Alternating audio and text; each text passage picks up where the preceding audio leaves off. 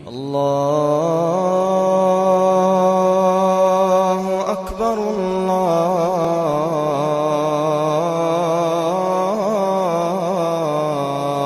अकबर। हमारी कुछ गैर मुस्लिमों में दावत की टीमें जाती हैं, आसपास के गांव में जाती हैं, वहां उनसे बात करते हैं, जहां गैर मुस्लिम अक्सरियत में होते हैं वहां उनसे जाकर बात करते हैं कि मूर्ति पूजा छोड़ो, तौहीद की बात, यही हक है। लोग सुनते हैं, अमल करें नहीं करें, सर हिलाते हैं कि बातें आपकी ठीक हैं। कभी कभी ऐसा होता है, अभी गुज़िश्ता हफ्ते हर जुमे को लोग निकलते हैं, गुज़िश्ता हफ्ते जो लोग लौट कर आए उन्होंने मीटिंग में रिपोर्ट रखी, जब वो जहां पर भी लोगों को इकट्ठा करना चाह रहे थे वहां इख्तिलाफ था, वो दूसरी तरफ के लोग नहीं आ रहे थे, वो गांव के एक हिस्से के लोग होंगे इनकी तरफ नहीं आएंगे, अगर वो लोगों को इकट्ठा फला जगह कर ले तो इधर के नहीं जाएंगे।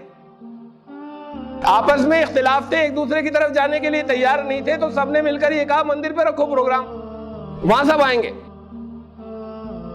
आपस में चाहे जितने इख्तिलाफ हो, मंदिर पर प्रोग्राम होगा तो वहां सब जाएंगे, सारे हिंदू। रखा, सब आए वहां पर जितनों के आपस में इख्तिलाफात थे।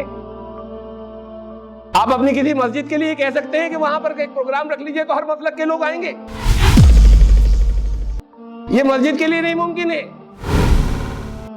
वो जिनके अंदर कोई किसी भी तरह की इत्तेहाद की कोई बुनियाद नहीं है, वो मंदिर के नाम पर हो जाते हैं इकट्ठे, या मस्जिद के नाम पर इकट्ठा होना तो बहुत दूर की बात, मस्जिदें बनने से पहले इसलिए बनती है कि हमारे फिरके की बन जाए, हमारे मसलक की बन जाए।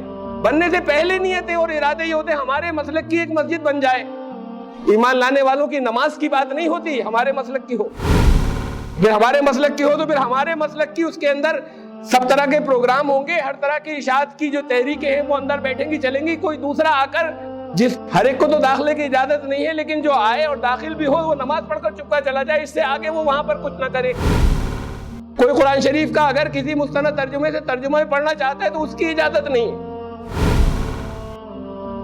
आपकी मस्जिदों के अंदर मस्जिदें इसलिए बनती हैं कि आपस में दिल फूटे हुए हैं, मस्जिदें इसलिए थी कि लोग मुत्तहिद हों, कि बाहर चाहे जितने इख्तिलाफ हो यहां आकर भूल जाएं।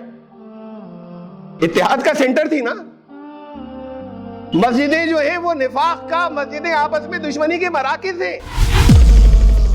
तो फिर ये एक दूसरे को कत्ल क्यों नहीं करेंगे, एक दूसरे को मारेंगे क्यों नहीं, ये एक दूसरे के खून के प्यासे क्यों नहीं होंगे।